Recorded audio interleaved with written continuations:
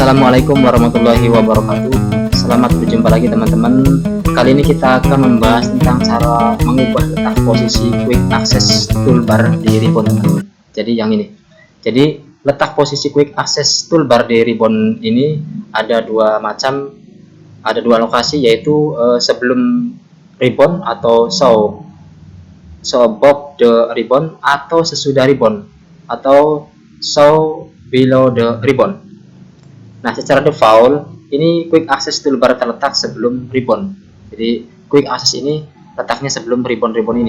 Nah, seperti ini. Sedangkan jika kita ingin mengubah posisinya menjadi sesudah ribbon, jadi di bawah ini, di bawah ribbon ini, yang Quick Access ini dapat dilakukan dengan cara mengklik tombol drop down di sini.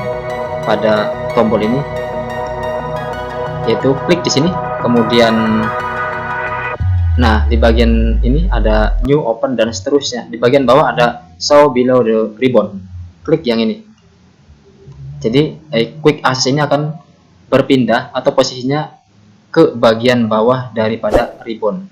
Nah, untuk mengembalikannya ke bagian atas ribbon, maka kita bisa klik yang tanda drop down ini kembali, kemudian pilih yang show above the ribbon.